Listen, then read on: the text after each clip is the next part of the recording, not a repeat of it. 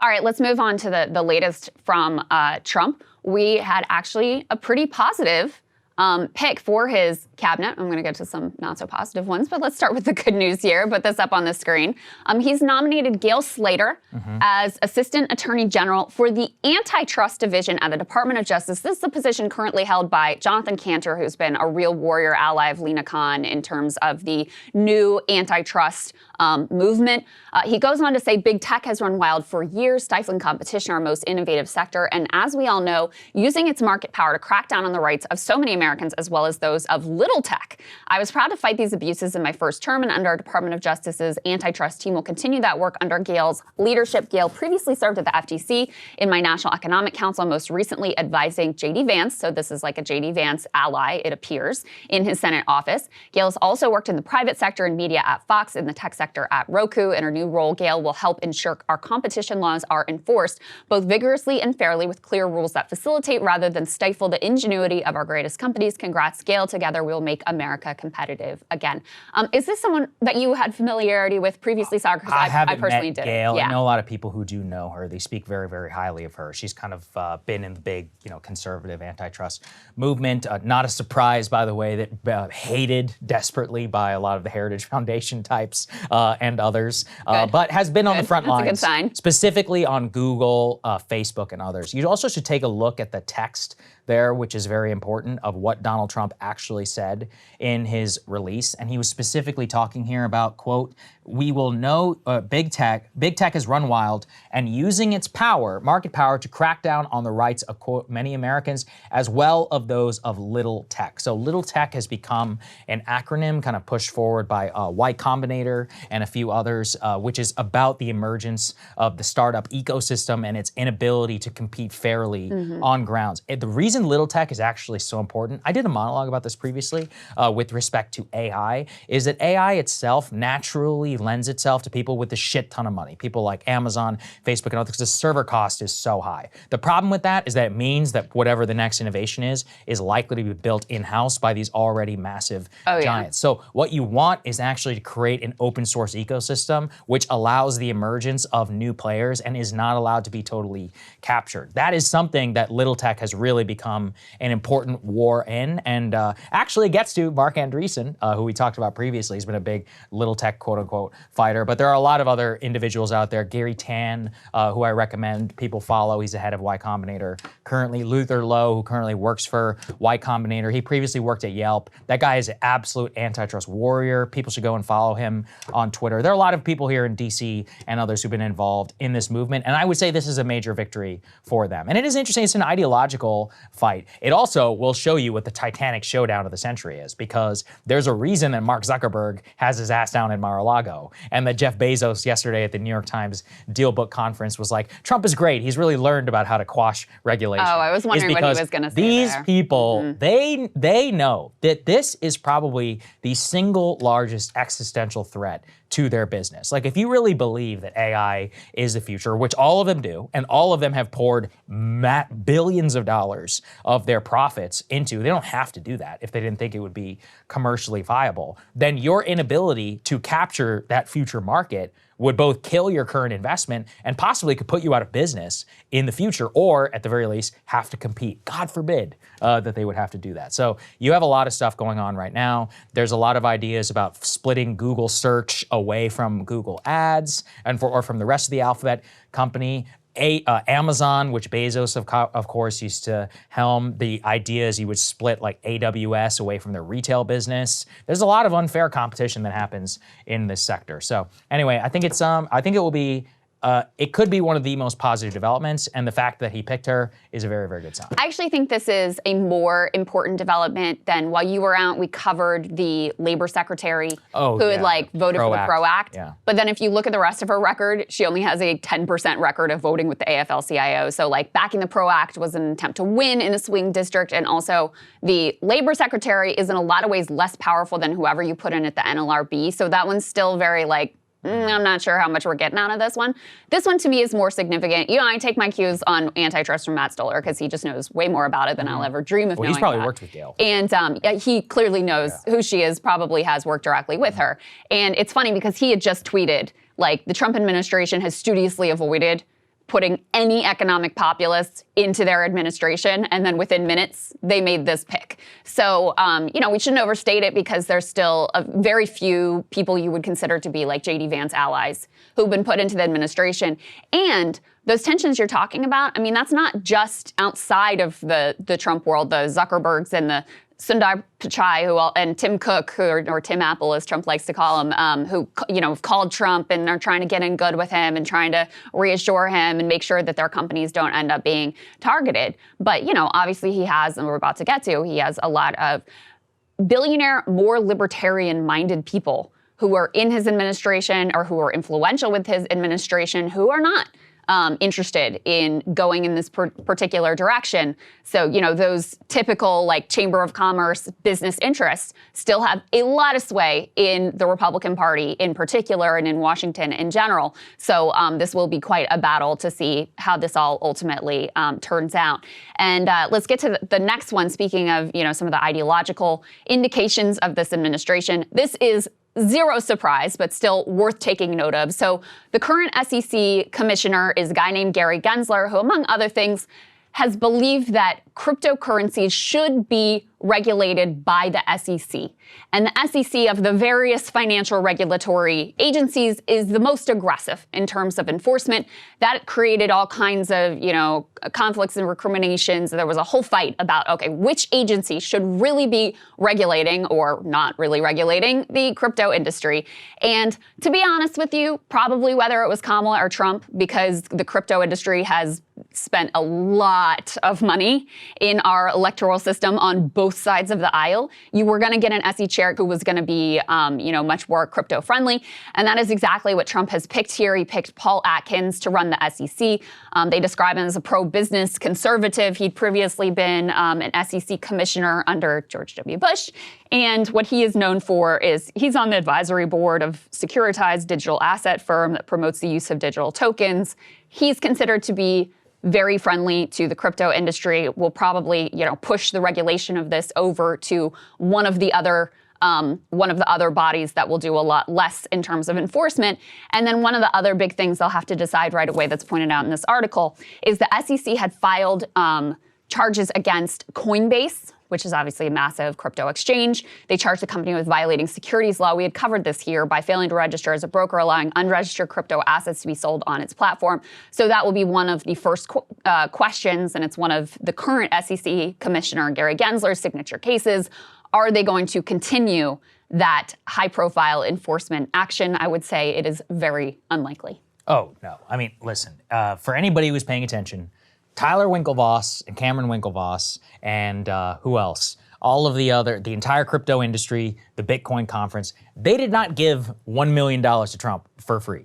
Donald Trump did not change his mind on crypto for free. Yeah. I actually remember when he was president, because I freaked out about it, whenever he tweeted against Bitcoin. Bitcoin itself, hilariously, is actually very counter to Donald Trump. Donald Trump is obsessed with the strong dollar. That's why he loves tariffs, and that's why he wants to impose tariffs on the BRICS countries who are pursuing an alternative currency. But the truth is that the immense amount of wealth in Bitcoin is now basically undeniable. As of this morning, Bitcoin officially crossed the 100,000 threshold, something I never dreamed in a million years that I would actually get to see this day. I was shitposting memes about Bitcoin going to the moon when it was at $9,000, just for context. I remember I was talking to you about it. Should have listened. Bought my first Bitcoin, I think in 2015, just for context. And I thought I was late. I was like, there's no way, and it's all gonna go to zero, so worked out. But the point is that with Bitcoin itself, it has now become, look, I mean, this is a multi-gajillion dollar industry, because we're not even talking about Bitcoin. We're talking about platforms like Gemini, which are owned by the Winklevi. Then you've got the Coinbase itself, a multi-billion dollar company. I mean, this is clearly here to stay. There's just no getting around it. You've got Bitcoin ETFs now that have happened. What the SEC did, this is nerdy, so stick with me, is that they decided crypto should be regulated as a security, and that every transaction on the blockchain would have to comply with securities laws. There's a specific test that the Supreme Court has determined, or maybe some other court, I forget. The financial guys can explain it to me. me, but effectively there's like a type of regulation which goes into play legally that requires an immense amount of compliance if you want to be able to transact like that under the current SEC regime. It has been the basically bête noire of the crypto industry since that went into place in 2022 under Gary Gensler to have that guidance reversed. And it was one of the main reasons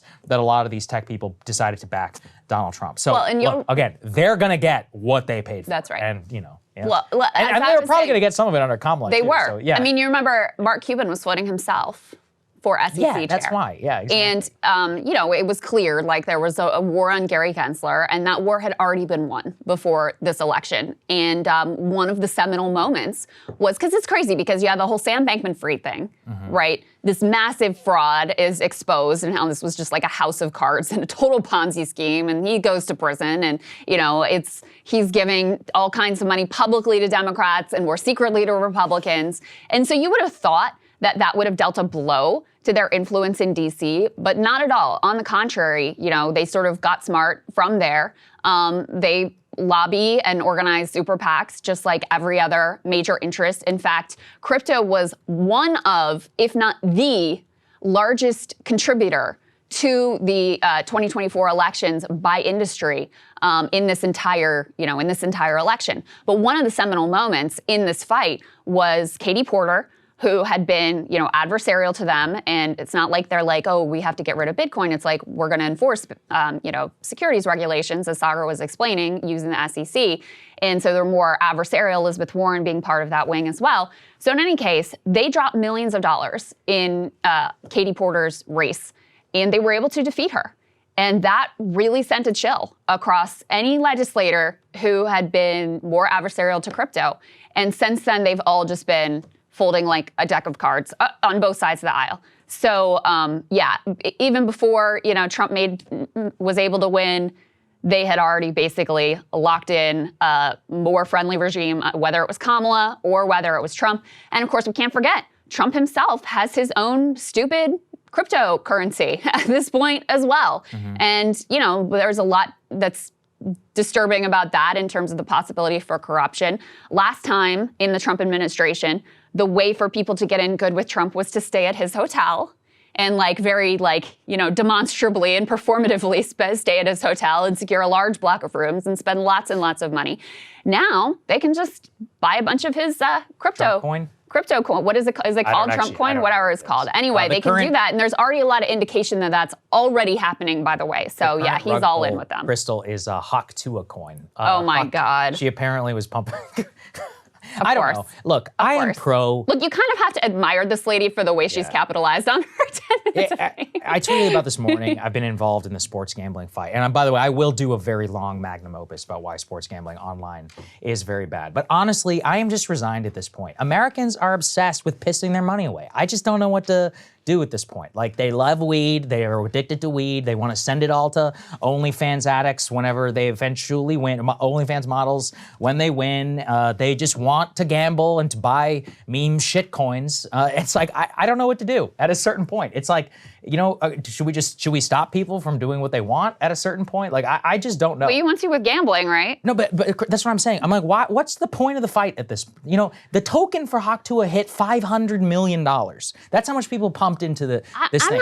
She didn't force anybody to buy it. No, I'm not for bad, but there have been a lot of out and out scams. I agree, but people want to be scammed. Enforced. It's clear. I don't think people want to be scammed. I think they do. I'm serious. Listen, the promise of crypto was always that what is it? Fortune favors the brave. Oh, that's crypto.com. That's not to be confused. I know, but I'm just saying that's the ethos.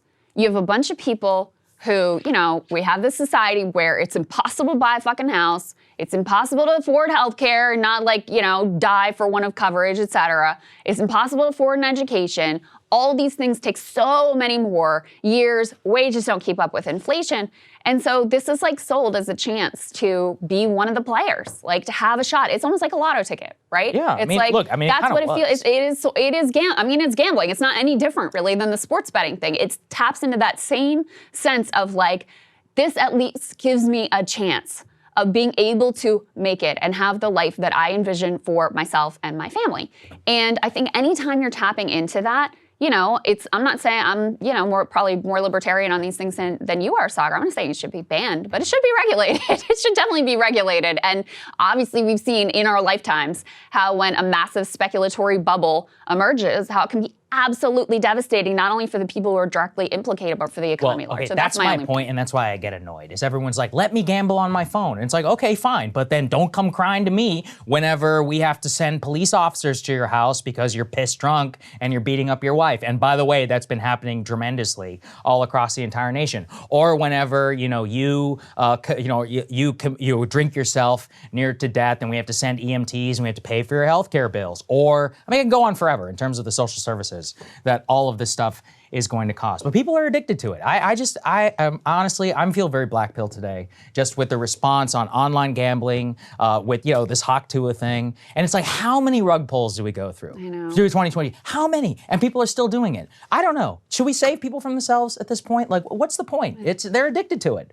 It's like, whatever. I'm sure someone will clip this out. I think we should protect people from scam artists. I agree with you, but they don't want to. They don't want it. Of course they do. No, but they like, don't. Nobody wants to be scammed. Yeah. No one wants to be scammed. I bet they They're being sold lies. Every time you bet a parlay bet on sports gambling, you're getting scammed. Guess what the number one most profitable and most bet thing on sports gambling? Parlay bet. What are we supposed to do at a certain point? You know, they like it. They think it's fun. You know, it probably is whenever you put a little money into Hawk Tuah or whatever. Also, to be fair, when I bought Bitcoin, it was specifically because of the stateless promise. I never thought it would become some ETF, like gold speculative asset. Well, I bought into the OG vision around the idea of like getting around the state, people in Argentina using it to buy houses. And at this point, I mean, that's just that. I mean, that is a small percentage of the usage of any of them. Look, Most if we're it's just being honest, it's that just hasn't speculative, like, you know.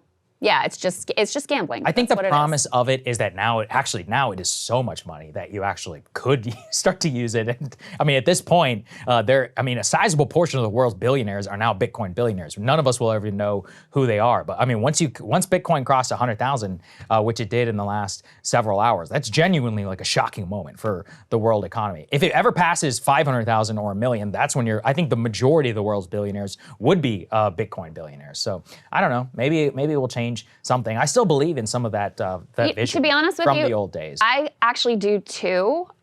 Maybe from a somewhat different, not that different though, perspective from you of like, you know, using Bitcoin to evade U.S. sanctions regime and things like Not even that, but like banks. like that part I support, you know.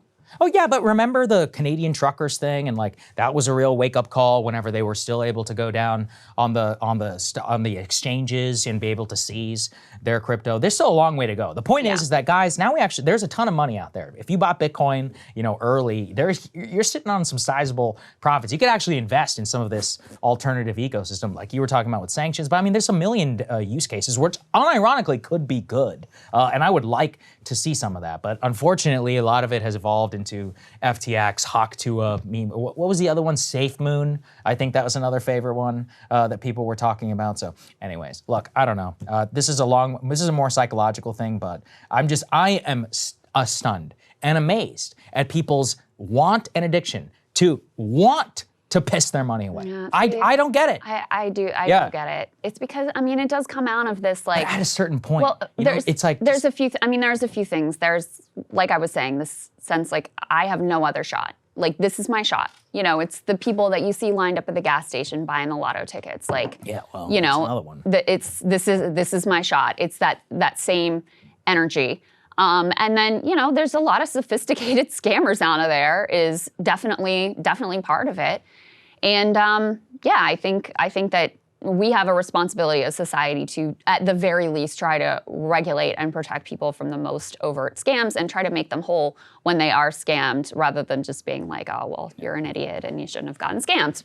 You know, because sometimes these things can be very sophisticated, can be targeted at any number of vulnerable groups who can be manipulated into thinking that this is their big shot. But even when it's regulated, like Lotto, they have to tell you the odds, right? How many people, when I go to 7-Eleven to go buy a Big Gulp, Diet Coke, by the way, how many people are right next to me buying these scratch-off Lotto tickets? They know the odds, and they still play it. Yeah. I just don't. If you ever been to Union Station here in D.C., they have a D.C. Lotto store. The line is out the door for people who are purchasing these things. I don't know, man. At least those usually go to fund like education in the state Okay, or whatever. This is just going to make If like you think rich about people richer. All right, but think about how disgusting that is then. Like here in the city of Washington, if you that line out the door, half the guys are homeless, okay? I mean, and they're the ones who are paying for it so people can go to school? Come what's on. your, I agree with, Yeah. it is a tax on the poor. And that's why I think there should be a lot of protections in place. But I mean, do you have the same, like, do you think sports gambling should be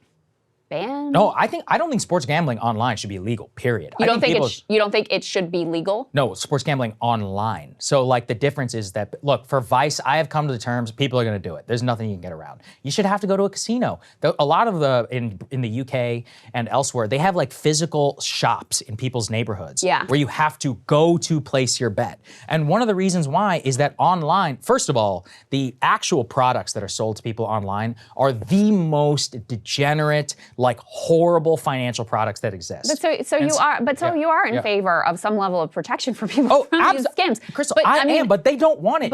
If you put that on the ballot, it would go down by 80%. People love gambling on their phone. I mean, I'm just trying to see if the position is consistent here. So when it comes to sports gambling, you want to have some level of protection. People can't do it on their phones. Vice. When it comes to like crypto gambling, which I think is the same. Krystal, I'm pro regulation on a lot of this stuff. My point is just that I feel at a complete resignation of the fact is that every single time this comes to a test of the Vox Populi, people don't want more regulation. They want to be able to do, whatever they want. I don't know about that, Saagar. I really do. I don't know about that because I don't think people want to just be like fed to the wolves. I think they want their shot. I think, yes, they want to be able to have that dream. And then it also gets a deeper, social conversation similar to the one we were having before about how much of our social contract here is centered around like consumption and what that means, and also how difficult it is here to be able to just like achieve a basic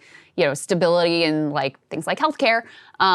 And that contributes to the sense of desperation that leads you to take what would seemingly be irrational risks. Maybe, yeah, you're certainly right. This is a much deeper thing. I will do my magnum opus. I'm gonna write it. It's gonna be like 30, 40 minutes long at this point. I've been thinking about it a lot. But just to give you an example, sorry to monopolize this. I went on the Matt and Shane podcast, right? And this is the ultimate bro podcast. And I used it intentionally as a platform to speak against the dangers of weed and of gambling. I have never received more hate in my life. Yeah, but that's partly the audience you're talking to. But that's why I did it. I did it with that purpose, is I wanted to go into the lion's den and just be like, look, you're never gonna hear this from anybody else, at least in the circles that you people this is the fun police, Buzz Killington, and all of that. It's like, okay, it's like if your version of fun is coming home from work, from an underpaid job, pissing your money away on alcohol, and then getting on your phone to watch the game, and then throwing even more of your money away on parlay bets. Like, what can I do for you at a certain, and then getting mad by telling you you are losing money, you are wasting it away, you are taking away your chances to build a better life. I don't know. At a certain point, I don't know what to do. The response I got to that, it was shocking. It was hilarious. I mean, it is funny. I'll be fine. You keep doing what you want to do. But it's one of those where, like, I don't know what. At a certain point, how can you help people who actively want to participate in their own destruction? No, but it's so these companies, they spend so much money researching like how to tap into these deep human inclinations. I know. And manipulate you. I mean, it's very similar with the way that everything's gamified and algorithmically generated on the phone, and how impossible it feels as a parent to be able to pull your kids away from the constant. It's the same systems of dopamine that are just being manipulated by these companies. So I don't know. I have, I don't really get it myself. Gambling isn't something that has a pull for me, but I know enough people for whom it really does have that pull, and I have a lot of empathy for that. I'm open about it. I like gambling. I like to go to a casino and gamble. I have set limits and all these other things around it, but you know what's so important about it? You have to go physically. You have to be around, by the way, other real degenerates. When you see people who haven't showered in 3 days, seeing that is really important, because you're like, oh my God, I don't want to end up like this person. But when you're on your phone, you're the sucker. That's the thing they don't tell you. You have no idea how many other suckers that are out there. On top of, you just talked about the algorithm. It's very true. They use it specifically. Imagine Facebook adification applied to gambling. I mean, the things that the DraftKings and FanDuel get away with, they dream in Las Vegas of being able to get away with the quote unquote hold of what they do. Except it happens every day on the couch. I mean, I've talked about this before. New Jersey bettors lost $200 million in a single month betting online casino games on their phone. Total, they lost about $500 million in the month of September, just gambling. New Jersey is not a big state. It's like a giant suck hole, like of wealth, predominantly from the least, from the least affluent part of society. Like, I don't know, at a certain point, it just, we could talk about this more in a little bit. Well, I would just say, I actually think the idea of you have to go to the casino, I don't think that's a bad idea. I'm kind of open. I'm like a little ambivalent because I got to think about it a little bit more, but I'm kind of open to that. I just, I feel a similar way about, like, I don't feel any different about crypto betting and gambling than I do about online sports betting. I think it taps into the exact same thing, which is why I think it was important what Gary Gensler was doing, just to bring it back to where we started this conversation. We'll so see. Let's see indeed, how it works out.